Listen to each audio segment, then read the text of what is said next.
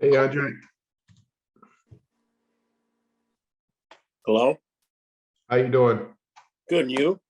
I'm well, thank you. Thank you. Thanks for Okay. popping on. Absolutely. Where you calling out of? From Detroit. Oh, sweet. Yeah, That's from what Detroit. that's my main business, Okay, Detroit area. okay. You currently in real estate now, wholesaling? What are you doing? Well, to be completely honest with you, I'm not doing anything right now.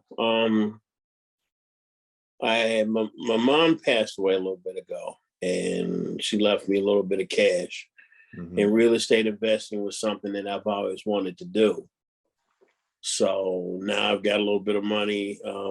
I just figured this is the time to do it. What type of real estate what type of real estate do you know? What are you thinking? I've done a little bit of all of it, all different. Okay. Well, what I want to do is, and I'm in my mid-50s, so I got to think about retirement. Okay. So I'm thinking about some type of income property, preferably single family homes, renting out single family homes. Mm-hmm. I've been reading a book called Burr. Yeah. Yep. So that's where I'm at right now. Gotcha. There are certain things, I mean, just I don't know, but it just seems to me that buying the house is easy. It's the renting it out and figuring out um, how much I need to put into a home, how much profit I'm going to get, the math involved in it. I don't understand that. Got it. Okay. Yeah, definitely do your homework, do the reading. You can always reach out to me. I could give you my advice. There's ways of buying. Are you when I know in the Burr strategy, you buy a house, you Hmm. it, you rent it, refinance it and get your money back, and then you go do it again, Yes, right? right.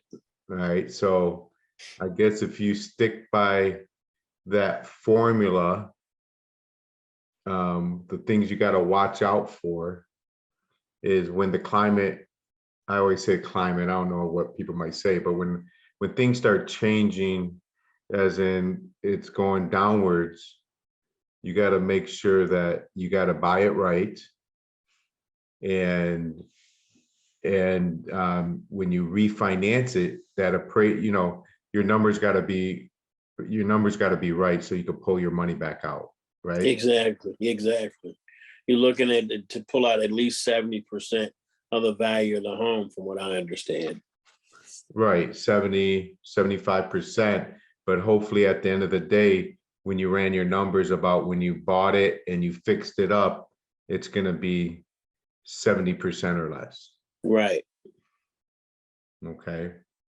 And then you want to, depending on where you invest, where are you thinking of investing? What cities? Well, um, I've spoken to a real estate agent, and she suggested Warren. But for the money, I understand Detroit would probably be cheaper. The only thing I'm worried about in Detroit is, let's say I go to a home and I start rehabbing a home and somebody gets in there and tears it up, vandalizes the home before I get ready to rent it out. That's a big concern for me. Yeah, that could happen in Warren also, Yeah. but you got to look at at the end of the day, when you refinance, you're getting your money back. Okay? Right. And in Detroit, it's if you're paying cash and you Hmm. have a bunch of money and all you're worried about is cash flow, then I would say Detroit. But Okay. since you're refinancing, you want to also get that equity play, meaning you know, in 5 years from now, you want that value of that house you bought at $80,000 worth 150, you know, or Right. 130.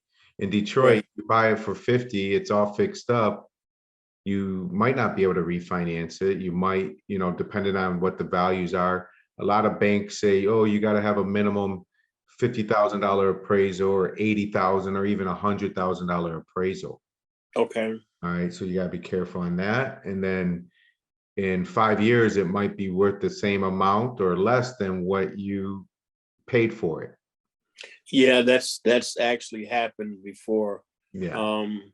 Like I said, my mom passed away. When she passed away, I moved back into her old home. And I remember during the housing crash, mom bought this house back in '77 for $30,000. And during the housing crash, she was thinking about moving out, but she could only get 22 for it then. So over 30 years, she lost $8,000 on the house. Yeah. Gotcha. And now these values around here, they're just now starting to rebound. Right. Compared to the rest of the country. So, well, we do a lot of meetups. We do a lot of local meetups. So I'll put my information in the chat. Feel free to reach out to me. And I'd love to meet you face to face and kind of help you. I appreciate that. I really do. Sure. I really do. Awesome. Hey, Robin, Lisa, Nestor, how you doing? Doing well, thank you. Awesome, awesome.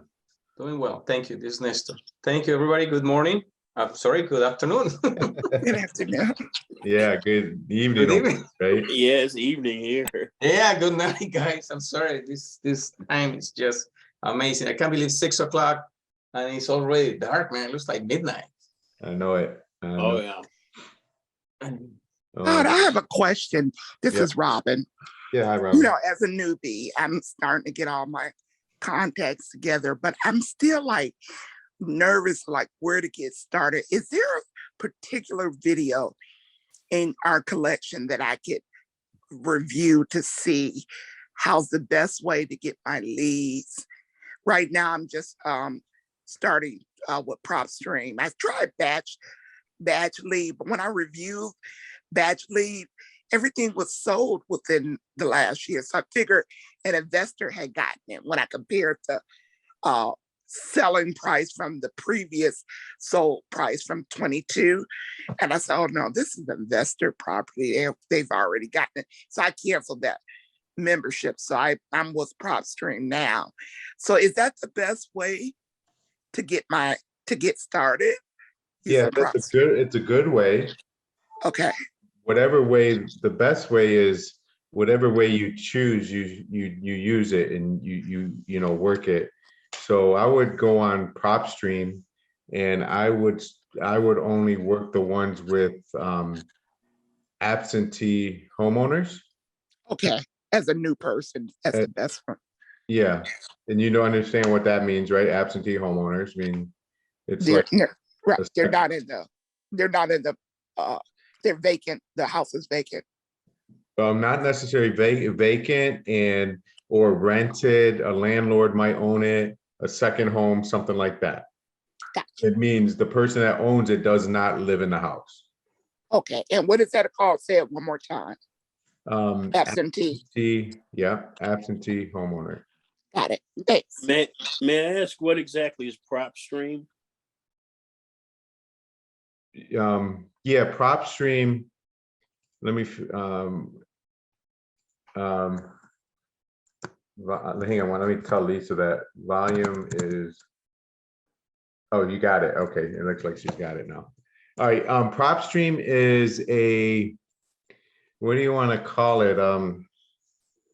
It's just I'm trying to think of a word for it. It's something that's offered that you can. It might cost $100 a month or something like that, and you could pull names and phone numbers. You could pull addresses of owners, and you could do all kinds of things off of it. And you could call them and see if they're interested in selling. That's what I use it for. a lot of different things that you could use, you could do off of it. You could find buyers off of it. You know, as wholesalers, you know what wholesaling is, Andre?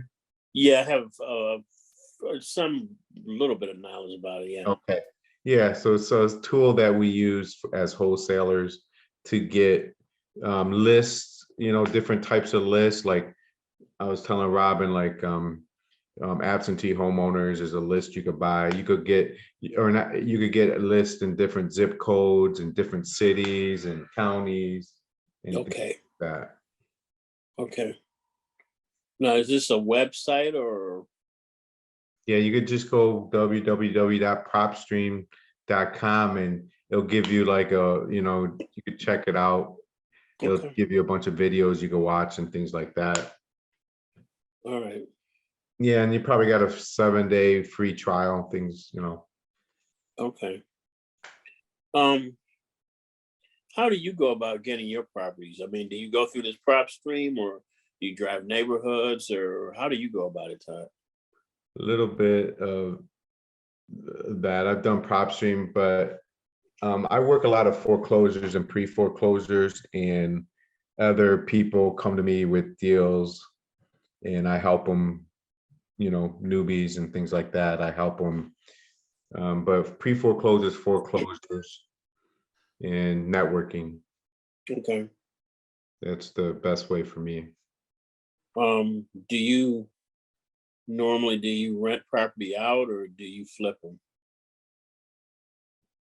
I sell them to investors normally. Okay.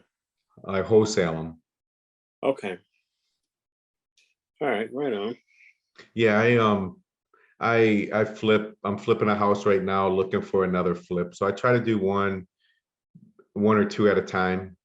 You know, Mm-hmm. means I do 4 to 6 a year, not many, and so and then I get some creative rentals. Is not a bunch, but you know, I could see in 5 years from now I could have 20 rentals. Okay. That's my goal. All Dad, right. where do you have your deals on? What state? Michigan. Michigan. Everything is in Michigan. Okay. Yeah. What state are you in, Esther? I'm here next to you, Illinois, by Chicago, Bloomingdale. That's where I live. Okay. Awesome. Mhm. Awesome. This is Robin again, Todd. I have another question about comparables. Stream is also good with helping you do your comparables when you want to do your offer. Is it good to stay in the same neighborhood? Can you go, like, say if I'm on 12 Mile in Evergreen, could I go across 12 Mile and still do a same comparable? Would that be proper to do? No, it will not. Okay, You want to do a 1/2 mile radius without crossing any major roads. got it. And you want to stay with the same style property. Like if you got a colonial, you're not going to compare it with a ranch, you know, things like that. Got it. Thank you. Yeah. And a lot of times as a wholesaler, Robin, I always check Zillow and Redfin and see what they say. Reason why is that's what 9 times out of, or 7 times out of 10, the seller you're talking to has already checked Zillow or Redfin, you know. Mhm. And then I always ask the seller before I don't even mention what I think the house is worth. I always ask them, if you fixed up your house, everything was perfect, what do you think your house would sell for? Good tip. Thank you. Because if you got if it's worth 200,000, let's say, fixed up, you got some good comps, and even though, you know, 6 months it was worth 250, but now it's worth 200. And if your seller says, well, if it was all fixed up, I think I would sell it for like 150, 160. And then I would look at them and say, you know what? I think you're right. It's probably worth about 150 or 160, even though I know it's worth 200. Exactly. Exactly. Yes, they just gave you $40,000 right there to start from. So Right. through the house and you see what it needs.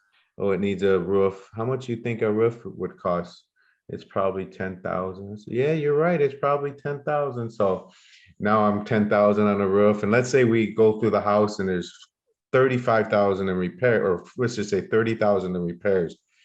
And then, well, if your house is worth, you're right, about 160. And if I subtract 130 or 30,000 in repairs, now I'm at 130.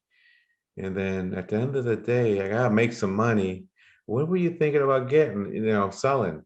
If you got a house that's worth 200 and you ended up locking it up for 100 grand or 110, you got a pretty good deal there that you go sell. Wow.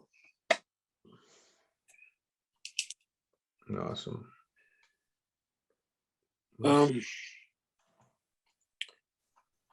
Okay, like I was saying before, I'm kind of interested in trying to find property and rent it out. And I have to do rehab work now. I don't really have the time to do rehab work. Nor do I. So as far as contractors or handyman, so to speak, does anybody have a way where they, talk to contractors or have a contractor that you would recommend, or anything like that? That's a fine line. You gotta. It's especially if it depends on where it's at. If it's in Detroit, I know a lot of people. I could refer you a lot of people, in the areas that you like. So I'm glad we met, and I could tell you the ones to stay away from. Okay. I've been probably used some.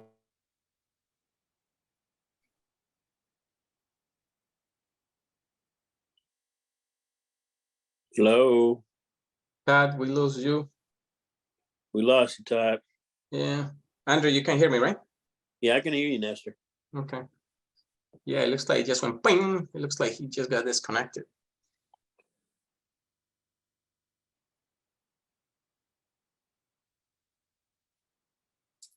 This is like the third person this week that I've encountered had volume issues with your iPhone. I'm like, wow, that's weird.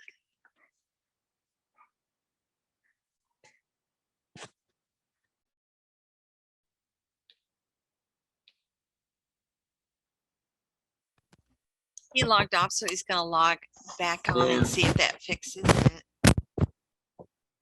Is everybody here from, where is everybody from? I'm from Detroit. Is everybody around Detroit? Yes. Yeah. Well, I'm in Southfield, on the border of Detroit and Southfield. Okay, okay. Dallas. Dallas? Yeah. Yeah, you say you were outside of Chicago, Nestor? Yeah, it's by about 45 minutes west from Chicago. It's I don't know if you have you heard of Schaumburg? Yeah, I've heard of Bloomington before. Bloomington is a little south. Mine is Bloomingdale. Bloomingdale. It's about 45 minutes west from Chicago. It's like 10 minutes south from Schaumburg. Schaumburg was, it used to be the biggest mall in the world. Okay. You're near the airport? Schaumburg has an airport too, but Okay. from O'Hare, I'm about 20 minutes west. Okay. Yeah, I'm right around the corner from you, Robin. I'm at pretty much like Evergreen and Pembroke area. Oh yeah, we're neighbors. I'm just getting my feet wet in the game, so I'm learning. But to me, out of all the groups that I've been getting involved with, it seems to be the best for me. Okay. Todd has provided some valuable information for me. Okay. That's good to know. Like I was explaining to him, I just came into a little bit of cash, and real estate investment was something I've always wanted to do. And now that, I've got the money to do it with, and I'm, looking at retirement in the next 10 years, I figured this is the best time to do it. Exactly. Because I'm even thinking about asking, and I think he mentioned this last week, asking him on my first deal if we could split it and he can just help me, guide me through it, just to make Okay. sure that I don't lose out, the seller doesn't lose out, and everything goes good. On the Right. first. Yeah, Make sure everybody's good. right. All my Right. T's are crossed and all my I's are. Right on. Mhm. I got you.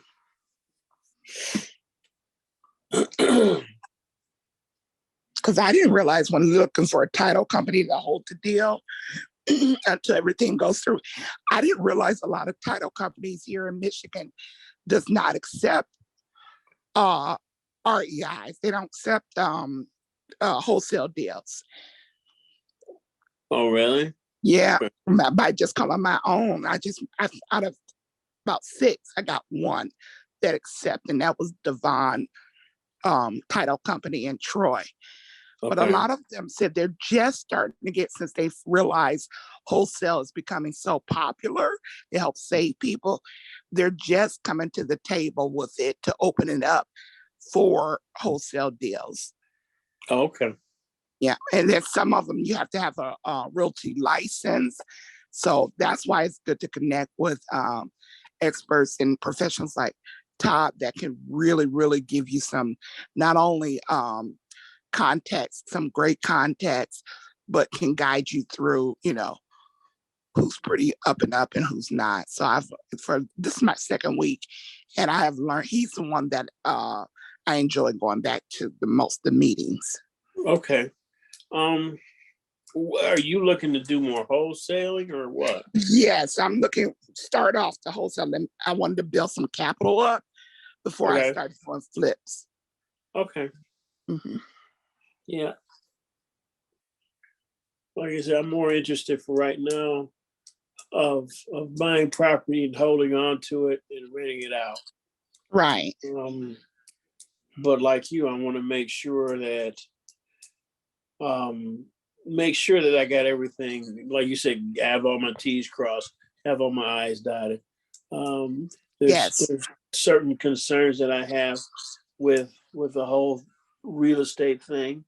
I don't know if you were on earlier, but one of my biggest concerns is, especially here in the Detroit area, if I buy a house and it's going to have to be rehabbed, what happens if somebody gets in there and they vandalize my house? Exactly. Yeah, I You did know, hear that. Yeah. And they're um, good. It could happen anywhere. yeah, it can happen anywhere, but it especially happens here in Detroit. Yes. They get Yes. in there and they snatch all whatever copper out they can get. Exactly. I have a suggestion for you. What's that? I rehab a lot of houses. I'm rehabbing one now that's in a pretty rough area. Uh-huh. And so you can, this is what my general contractor does. He rescues dogs from the pound, and he will take the dog to the house in the evening after they Mhm. worked on the house and leave it inside the house. That is up until the point that they put carpet in there. And then Okay. he will pick the dog up the next morning and take it back to his home, or you could just have the dog in the backyard. Oh, okay. Mm-hmm. Well, that's pretty good. People won't vandalize a house with a dog in it. Right. Yeah. Oh, that's a good idea. Mm-hmm. The other thing that you can do is set up an alarm, but when you do set up an alarm, like with an alarm company, by the time the alarm goes off and the police get there, the alarm company calls you. Well, those vandals could have already done their Right. It's too late. business, but a Right. dog, usually they won't mess with a dog. Okay. That's a good idea. That's a great idea. I think I need to write that one down, as a matter of fact.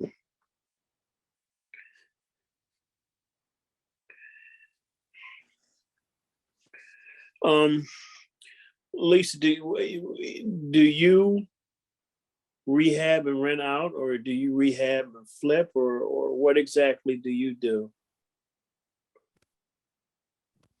I do not do rentals. We used to have a whole bunch of rentals, but I really enjoy seller financing. So the house that I'm rehabbing now, I bought, it's about maybe a $250,000 house. And Mhm. I bought it for 50,000, and I'm gonna have to put about 20,000 into it, maybe 25,000, and then I'm going to sell it on seller financing.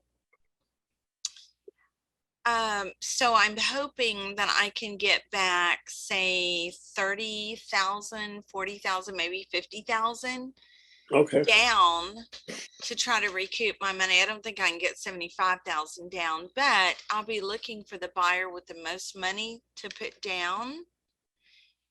And I will not be entertaining buyers that have less than, say, $25,000 to put down.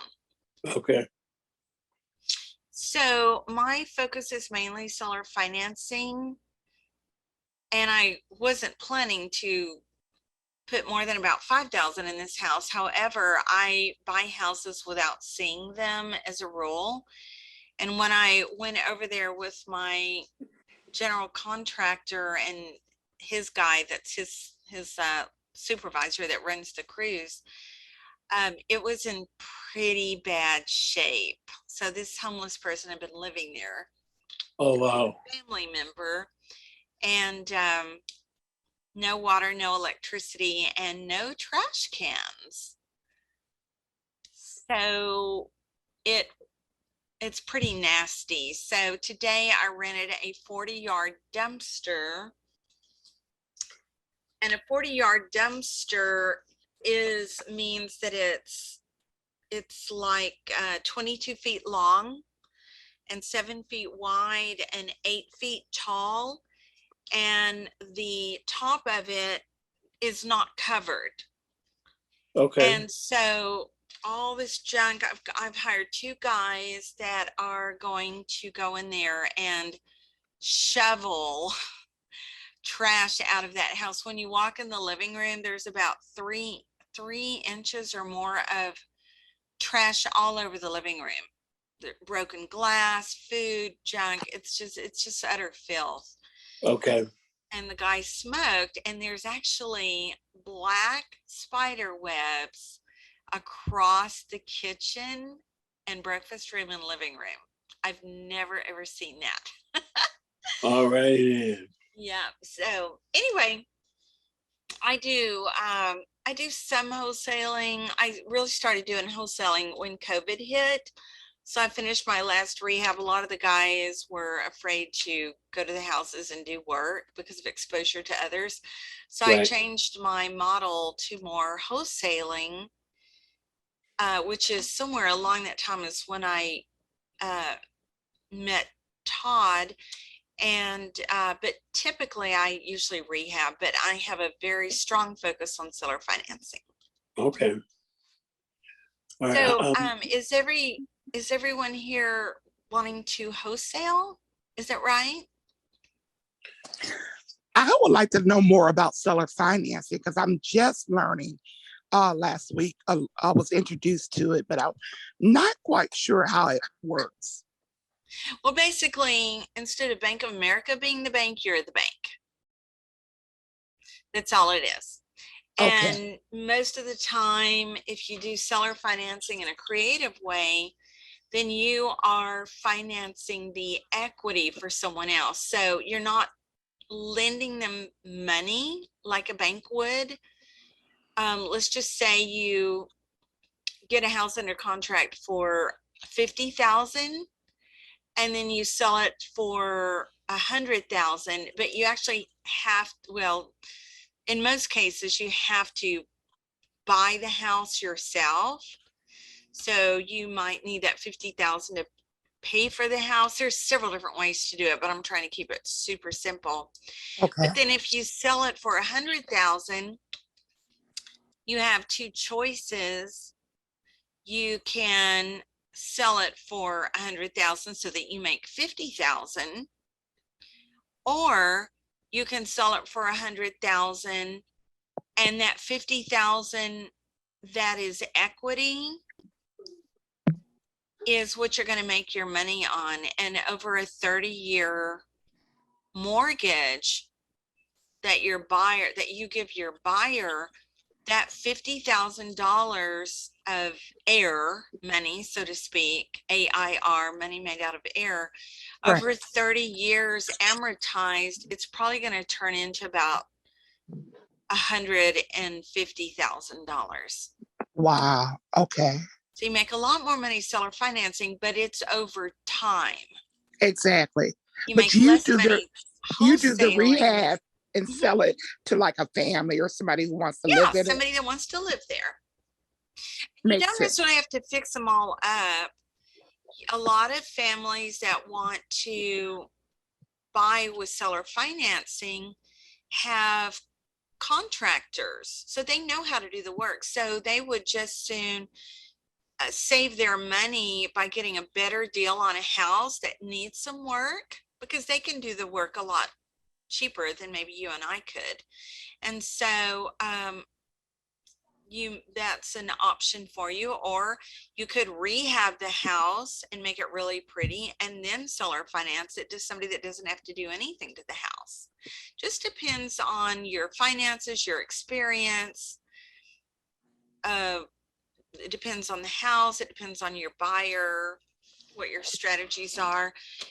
Google seller financing, and you'll learn a lot about it. You might need to watch about 20 YouTube videos on it, because and I'm not kidding when I say that, because seller financing doesn't fit in our brains as the normal way people do things. You know, we think of wholesaling and making a sign fee, or we think of buying and rehabbing and then selling and just making that big check. But seller financing is different from that. Do y'all remember last Wednesday, Todd talked about his subject to transaction? I think, Andrea, I think you were on the call, weren't you? No, I wasn't. This is my first week. Oh, it is? Yeah, I Okay. was on the call. Oh, you were on the call. Okay. Yes. So you remember him talking about that? Yes. It was a pre-foreclosure and with a $54,000 balance, and it was worth $130,000. And the reinstatement was $6,100. So Todd went ahead and bought the house, meaning I think this is what his plan was. I'm not sure he'd actually done it, but he was going to pay the $6,100 reinstatement. And that's the amount of money that the loan is behind. Exactly. That it will take to get it caught up, so the bank will not foreclose. And the seller wanted to stay in the house. So what Todd is doing is he's going to buy the house for the $6,100, plus Todd will be responsible for the $54,000 balance. And then I think the seller's payment was about $500 a month. And he and Todd agreed that the seller would pay $850 a month. So the seller didn't have the money to catch the loan up, but they can afford a larger monthly payment. So Todd's going to make up the house payments that have been missed, the $6,100. And Todd could rent the house, but since the seller wants to live there, and Todd would not have to do any rehab work on the house if he lets the seller stay living there. Since the seller can pay $350 more, then Todd is going to sell, well, actually, what Todd's going to do is rent the house to the seller. And then after he's got all the paperwork done, for Todd to buy the house, bring the loan current, and then rent it to the seller for a higher amount, $850. Then Todd is going to sell the house to an investor that wants to keep the house as a rental. Makes sense. Yeah. So Todd's put together just a really neat plan there, which is just super, super great. Let me ask this. So if, when he sells it to an investor, would something have to be in the contract stipulating that the current The tenant seller would wants pay to it- rent it. Okay, okay. So they would understand that. Yes, yes, and he made it quite clear to the, oops, Todd made it quite clear to the seller that if he falls behind in paying rent, that he will get evicted. So Todd's been very, very upfront with the seller. Todd is not willing to sell the house back to the seller, which Todd's right about that. That's not what you want to do. Because if they're not keeping up with the payments, there's no guarantee that they're going to keep up with the payments after you sell it back to them. But what Todd's plan is still to wholesale the house for $20,000. So that's the profit that Todd's going to get. But that also includes the reinstatement. I don't want to confuse anyone, but Todd is going to make, I think, about $14,000 on this. He won't do any repairs. He's not going to get a security deposit since the seller is already living in the house. You know, if, you know, how can you prove that the seller damaged the house when they've already been living there? So he's not going to worry about a security deposit. And I don't think Todd's ever seen this house. He's done all this over the phone. And all the contracts and agreements will be through email. So it's really brilliant what Todd has come up with. That makes sense. So the 14,000 that he will earn is minus the reinstatement fee of $6,000. So 20,000 minus the 6 would give him 14. Is that correct? Yes, that is correct. Okay. So while you're Googling seller financing, you might also Google subject to. Subject to is a form of seller financing. It's under that seller financing umbrella. So what Todd has done is just created a creative way to wholesale a property as a rental to an investor.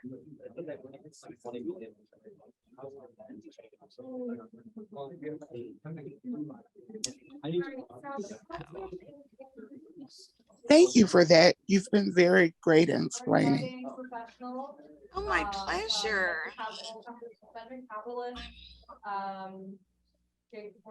So basically what he did was that somebody was about to lose their house. That's right. And he came in and said, listen, whatever you owe on the house, I'll pay it off, but you have to put the house in my name. No, whatever needs to be reinstated to keep the house from going to foreclosure. I'm gonna pay that. That's right. So it's $6,100 to catch up the payments, Uh-huh. but the loan balance is $54,000. Okay. So he basically takes responsibility for the loan. Yes. Okay. And in turn, found somebody that is willing to buy the house because they already have a renter in the house. Everyone's project is solid. Yes. I don't know if whoever's talking in the background, can y'all mute yourself? It's either Nestor, Sandra, Fireflies, or Sandra. Mine was muted until now. I'm muting myself again. I'm sorry about that. Okay, thank you. There's also food. Must be Are mentioned Sandra on what kind of food, so if. or Fireflies, because everybody else is muted except for Andre and me. So anyway, so basically what he's really going to do, Todd, I don't believe, and I'm going to switch the story a little bit. I don't believe he is going to take title, because I remember him saying that he's going to sell the contract for $20,000, which includes the $6,100 reinstatement.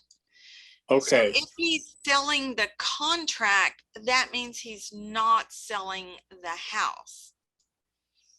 So if he's not selling the house, then he's not taking title to the house. So basically what Todd is doing is setting up this situation where he's going to find a buyer that is an investor that wants a rental with a tenant already in it.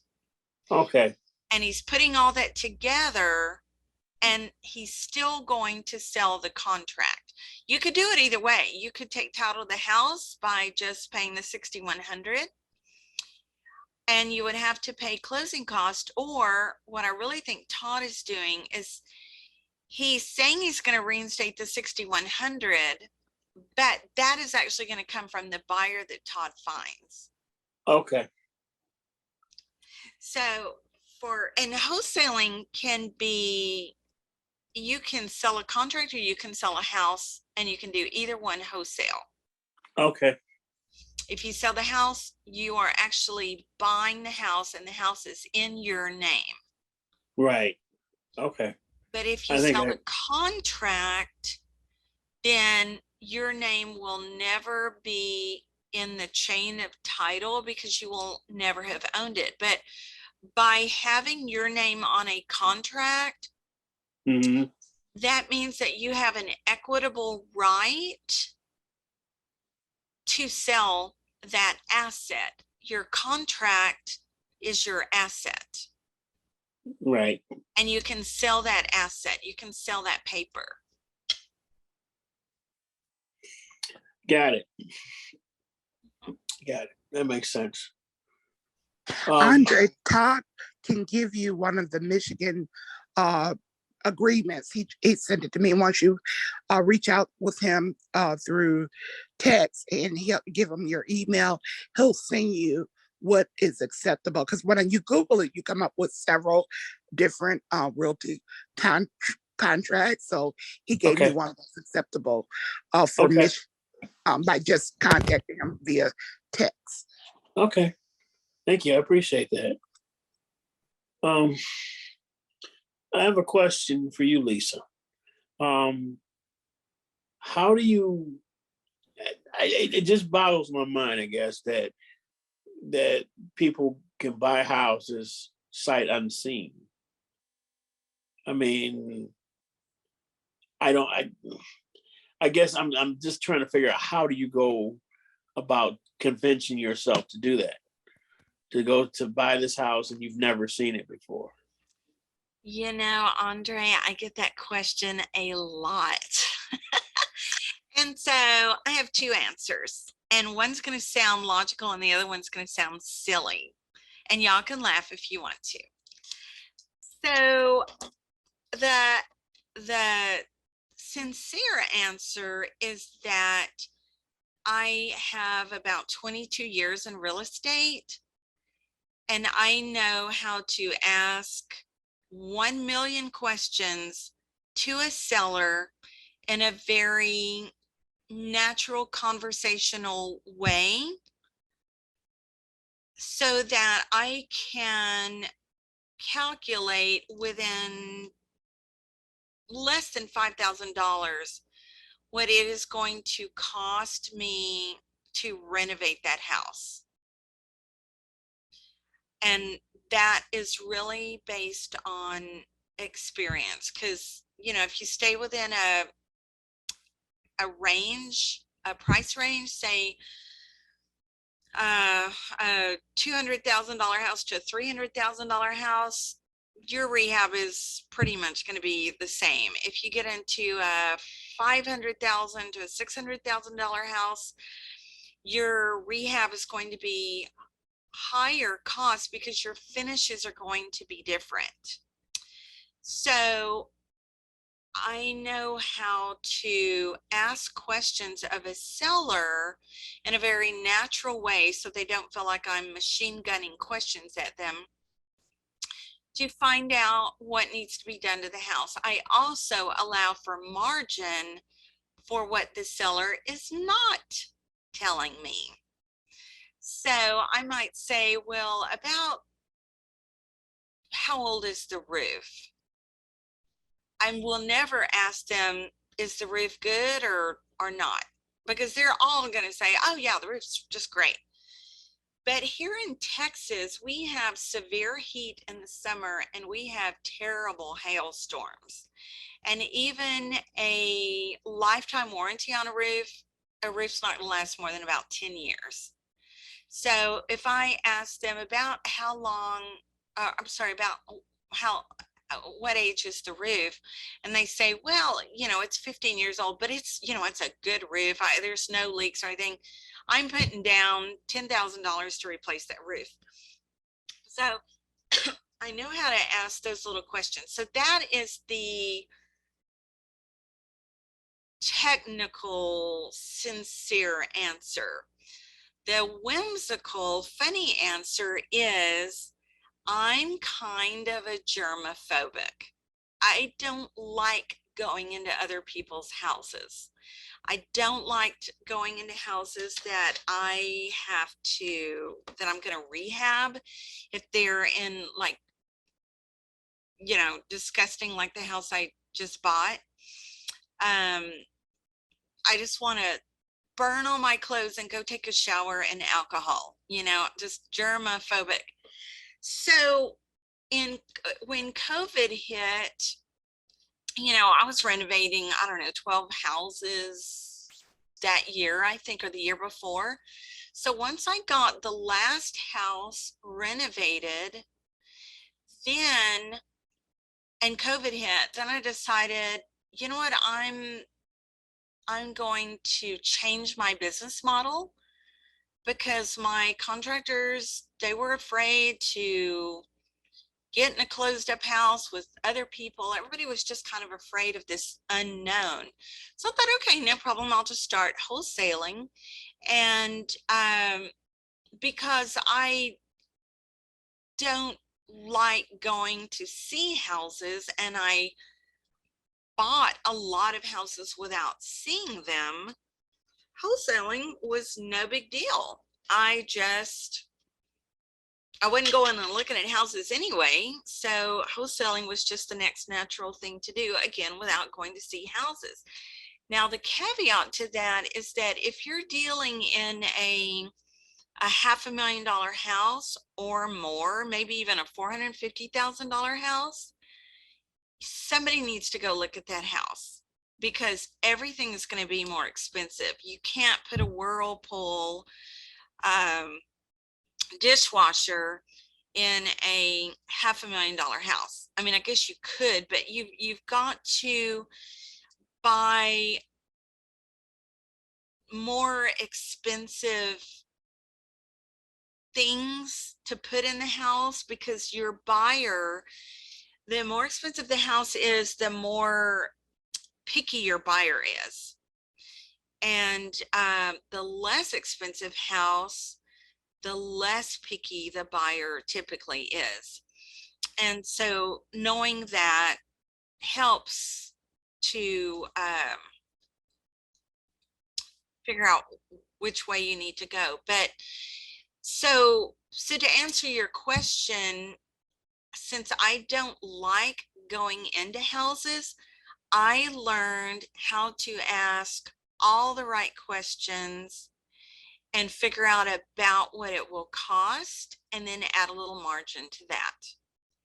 And if the seller and I can agree on a price, and I write the contract and I close on it, and then I go look at it.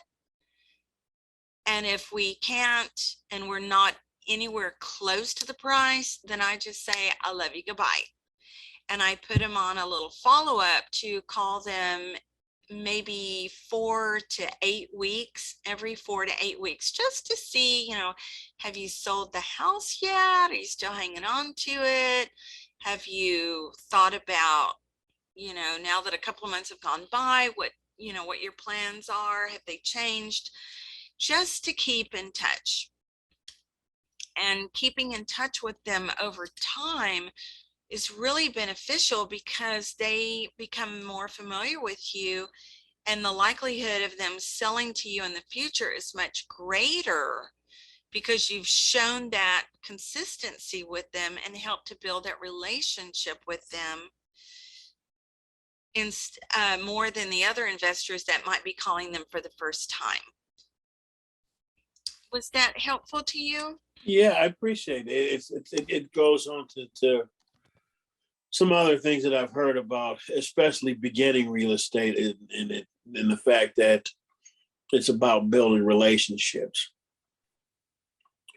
It's about building relationships with contractors, with real estate professionals. I guess, I don't know, I guess I'm old school, okay? I don't like buying stuff online. I like to be able to hold my stuff. I like to be able to see it, you know, and it's just, like I said, it's just, that was something I've always wondered, you know, how do you buy a house without seeing it? You know, but I understand what you're saying. I fully understand what you're saying.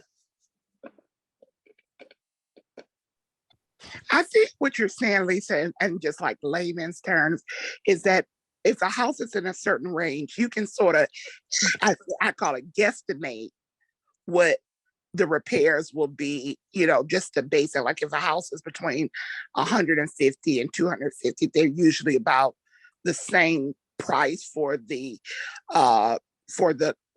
repairs. So you don't have to really go out of your way of actually seeing each house if it's under a certain ARV, because you know, basically, if it's the worst of the worst, you know how much it's gonna cost to rehab. Is that what you're saying? I would start at the $200,000 mark, not rather than the 150. When you get into the less expensive houses, like let's just say 50 to 150,000, even though you can put in some of the more economical finishes, whether it's carpet or cabinets or appliances, the challenge with renovating the houses that are in that price range is that one hiccup, one unforeseen repair can cost you your entire profit on a rehab.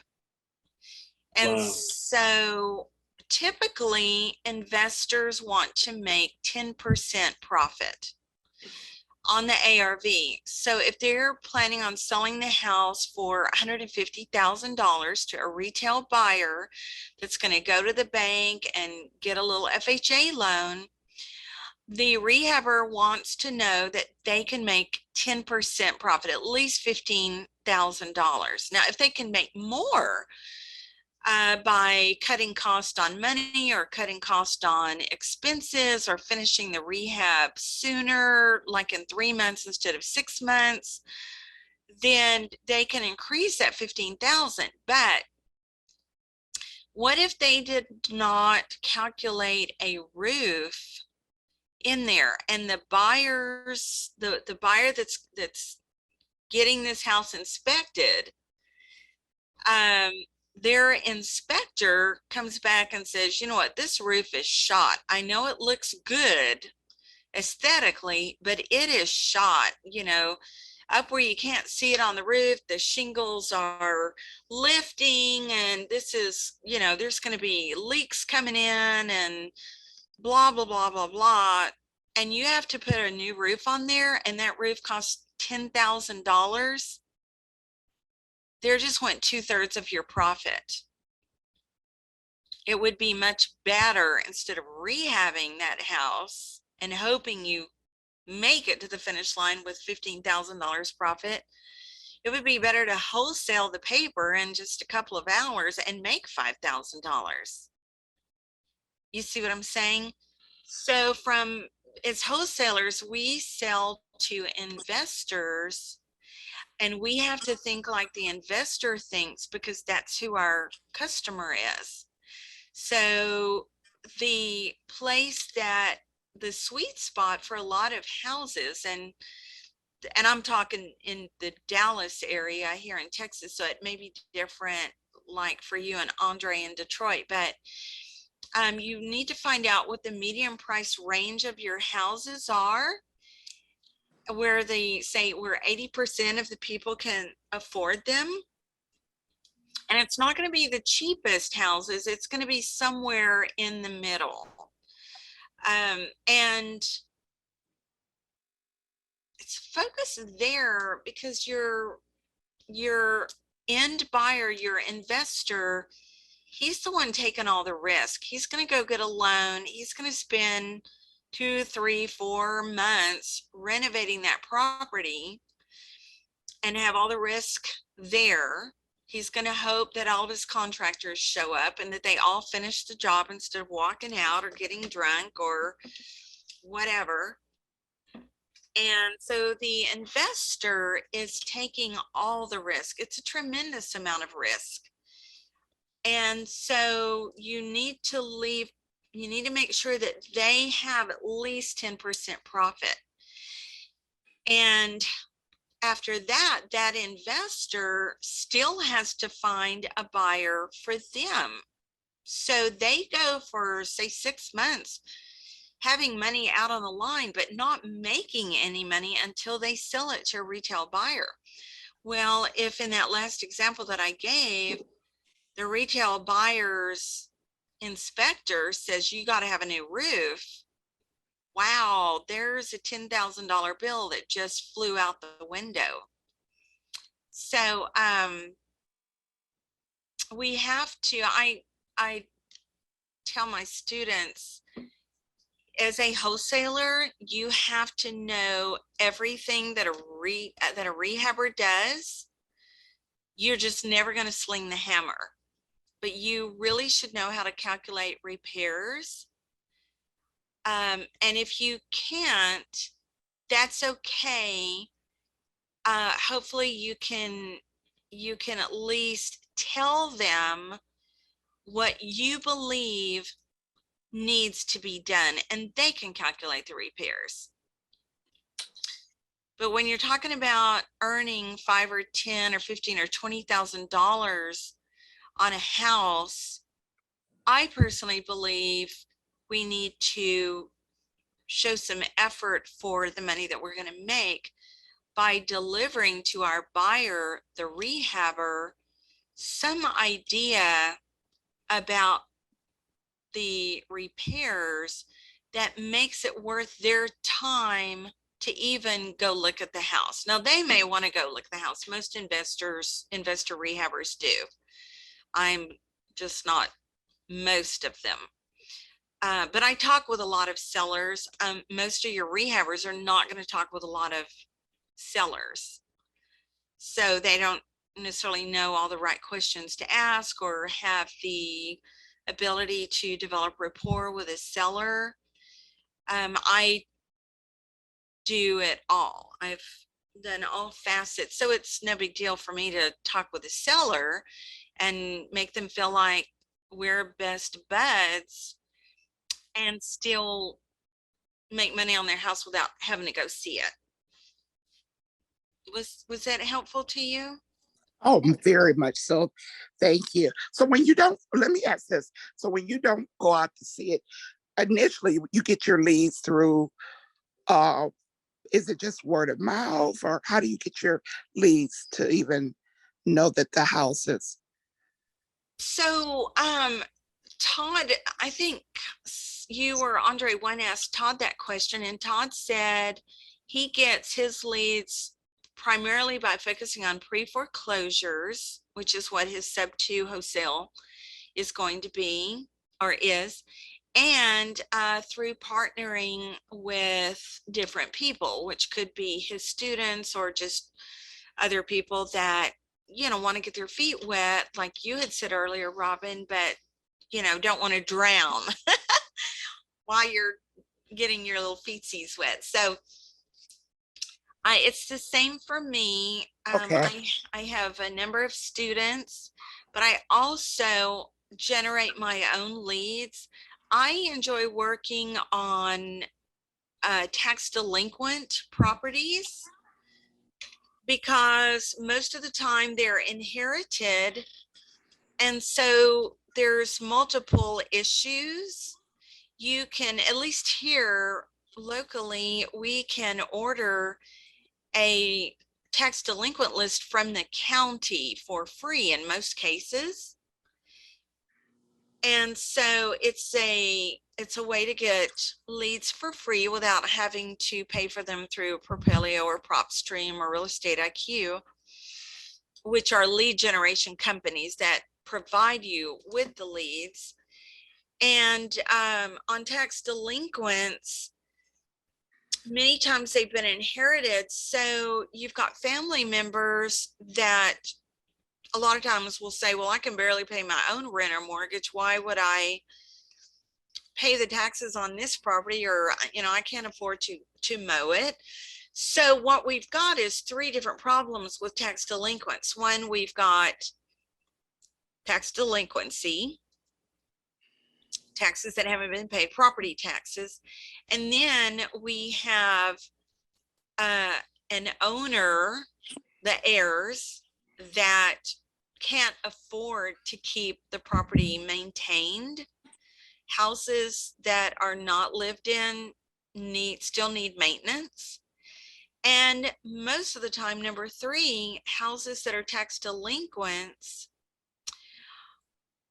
have city liens. So if nobody's maintaining that house, then the city code enforcement officer is monitoring and will write citations for the house or the yard not being mowed. And here in Dallas, it might cost $20 to mow a yard, you know, at a typical small house, let's say.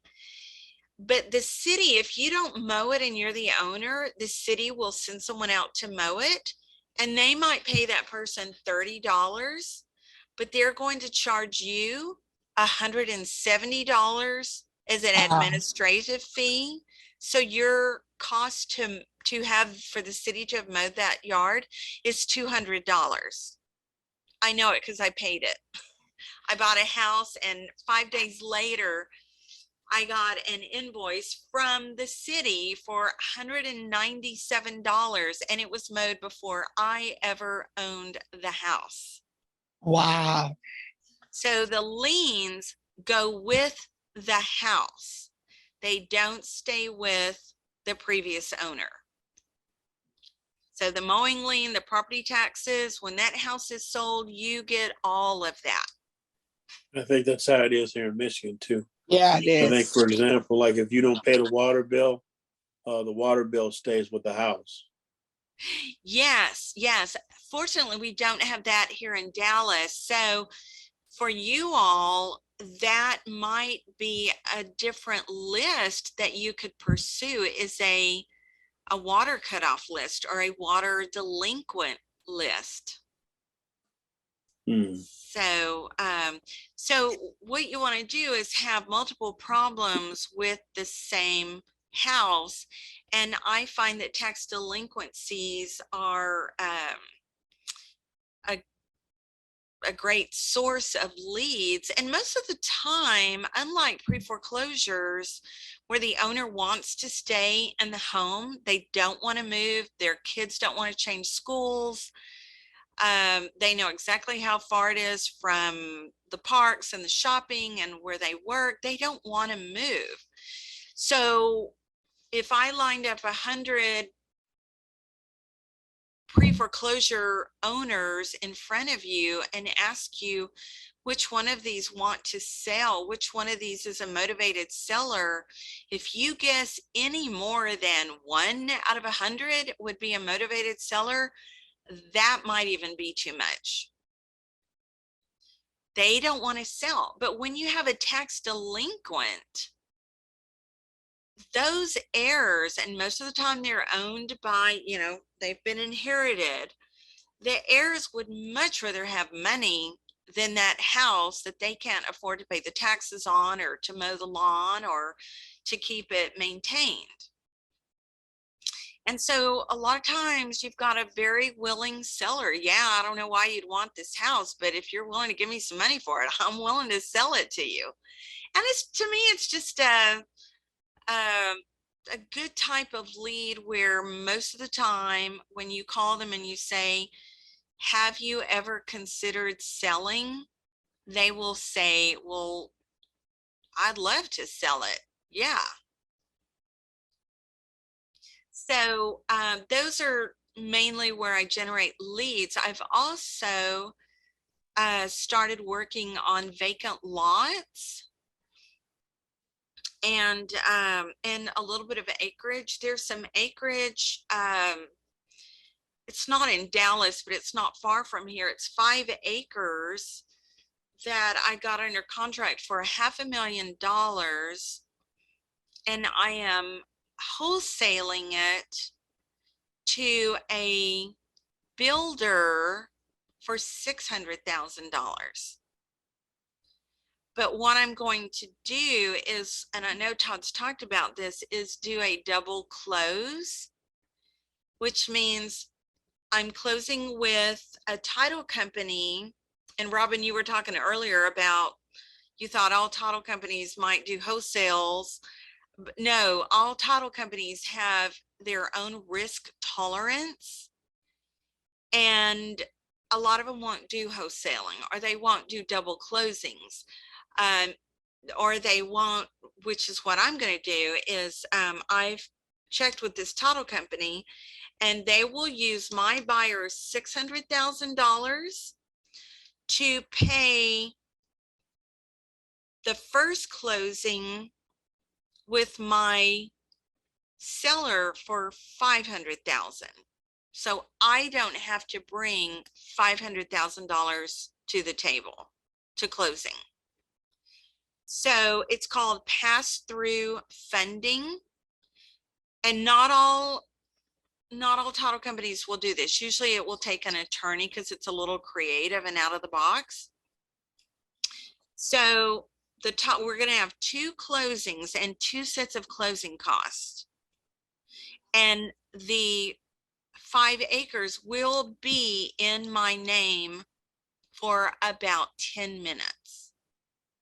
And I will pay, I don't know how much my closing costs will be. Let's just say I'll pay $2,000 closing cost. Can I afford to pay closing cost when I'm making $100,000? Yes, I can. But what's the other side of this? And I know Todd would say this. If I assigned the $500,000 contract to my $600,000 buyer, and the buyer sees that I'm making $100,000, they might decide that for the little amount of effort that I've put in from their perspective to put this transaction together, I'm making too much money. So they might get mad and bite their nose to spite their face and say, well, you're making way too much money. You either shave that down to $30,000 or I'm not signing the closing contract. I'm sorry, the closing documents. So knowing humanness as I do, it is worth spending $2,000 or whatever it is, even if it was $5,000, to close the transaction privately and then turn around and I sell it to my buyer for $600,000. And then I end up making $95,000. And that way the buyer doesn't know anything about the money that you're making. That's right. So Is that called transactional? Is that what transactional closing is, when you have that?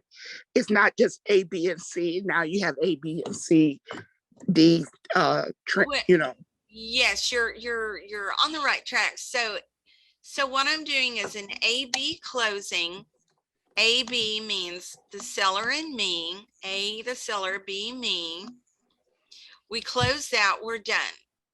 Then we're going to do the B to C, which is me and my buyer. C is the buyer. And we're going to close that. So A to B, B to C.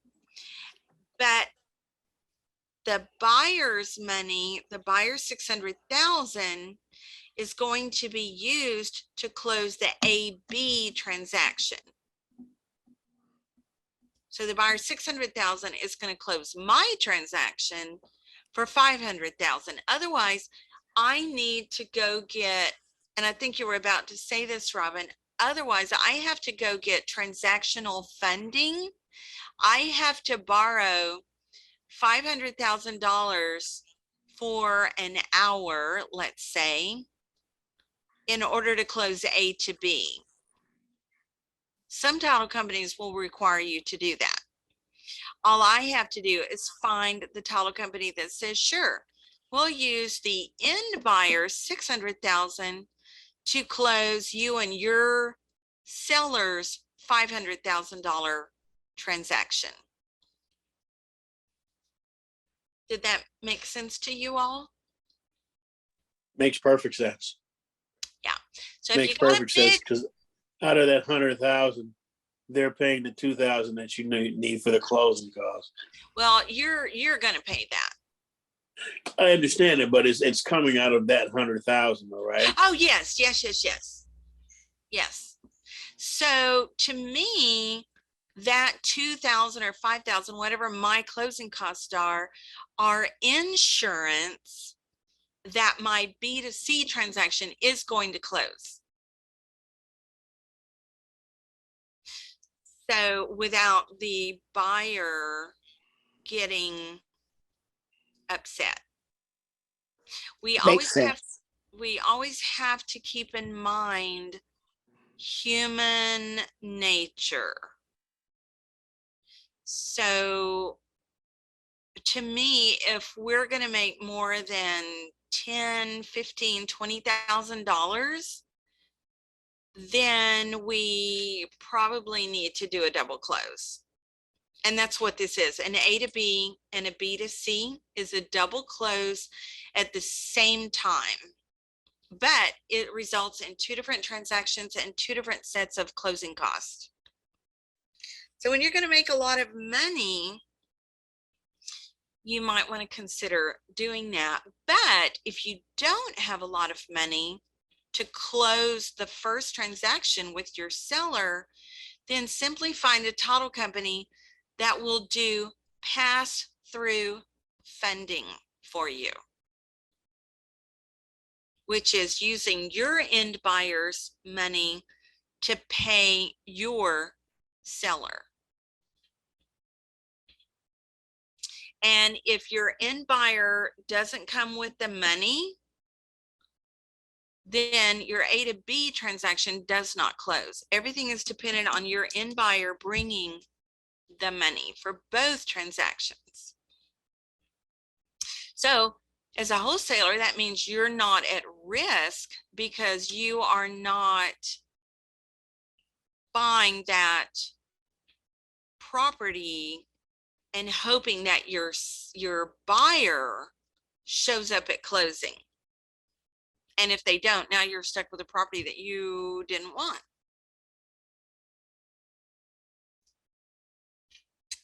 So there you go. Well, I think this is probably about the time that Todd would have gotten off, and I'm so sorry that we've been able to stay on here, but he hasn't been able to join us.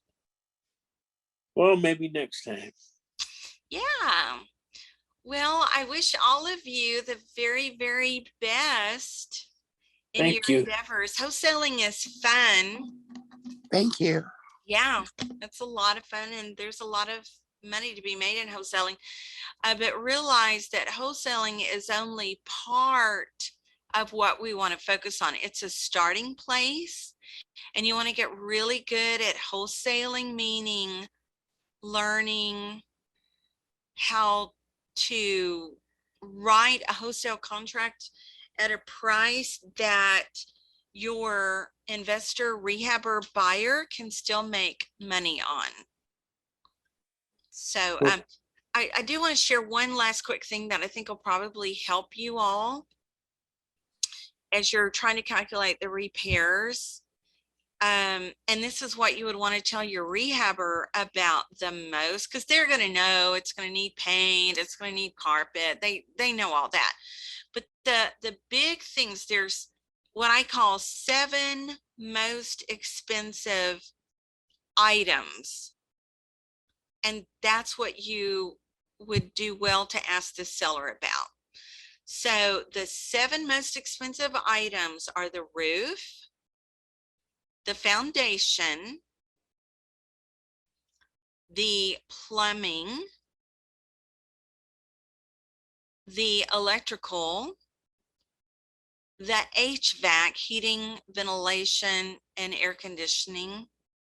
And then I add 2 others, and that's the fence. So especially if you've got a house with a wood fences can cost thousands of dollars. Can be a very expensive item if they have to be replaced. And if the house has a swimming pool, as a pool that hasn't been maintained, to get it resurfaced is thousands of dollars. To replace that pool equipment can be a few $1,000s or several. So when you're talking with your seller, or when you're describing to your investor buyer what you think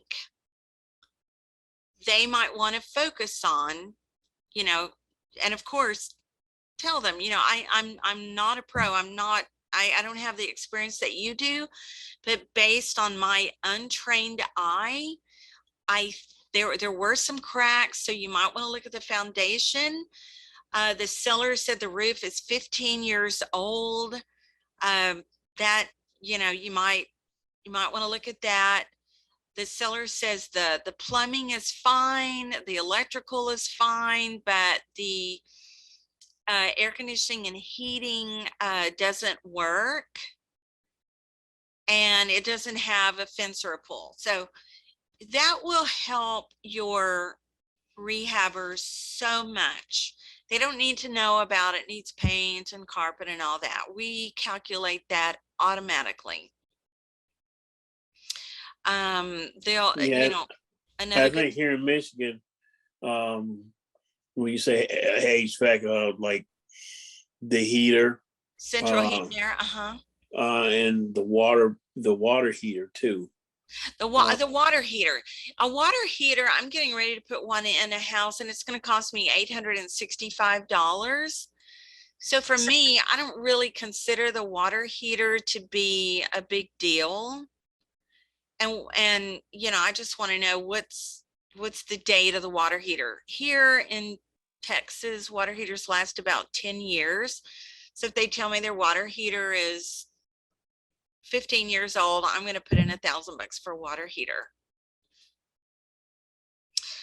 But the items I'm talking about, if they need a lot of work, like if houses were built in 1977 or before, they probably need to be rewired, especially if they were built in the 60s or before. Rewiring means they will need a new electrical panel with breakers that can support today's homeowners' interest in TV, computers, all the all of the electronics. So the houses built, especially in the 60s or before, but some of the early 70s are not equipped to handle all the electronics that the average homeowner uses today. So that's another thing to tell your rehabber is this house was built in 1968. So my untrained eye thinks that it probably needs an electrical system. This is also, these very same things that you're going to reveal to your rehabber are also the things that you're going to use to negotiate with your seller. And when you get really good at working on these, particularly the big five, but I always add pool and wood fence. You don't really need a chain link fence. That's not that big of a deal, but a wood fence, especially if it's a board on board, can be really expensive to replace, thousands of dollars. So again, it's roof, foundation, plumbing, electrical, HVAC, and then if the house has a wood fence and a pool. So there y'all go. Thank you very much, Lisa. You are welcome. Well, I'll probably see y'all on the next call next Wednesday, and hopefully Todd will get to join us. Hopefully so. He's probably struggling trying to get in here and wondering why his webinar continues, but he probably kind of has an idea that I'm still on here too. So Great job, Lisa. Thank you. oh, my pleasure. My pleasure. And just to let y'all know, whenever Todd is here, you know, Todd runs the show. Todd and I are not necessarily, this is Todd's deal. So if I can be helpful while he's trying to log back on, I'm happy to do that. Well, it's greatly appreciated. I really appreciate it. Like I said, this is my first time here, and I look forward to the next time we get together.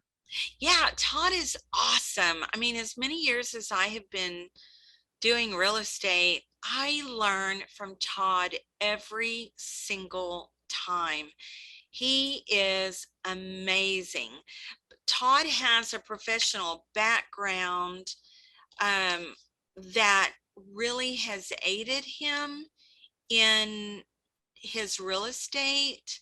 I think gosh, we'll have to let him tell all of us again what all he's done, but his background, I think he was like a mortgage lender, a mortgage broker, something like that for years. Mhm.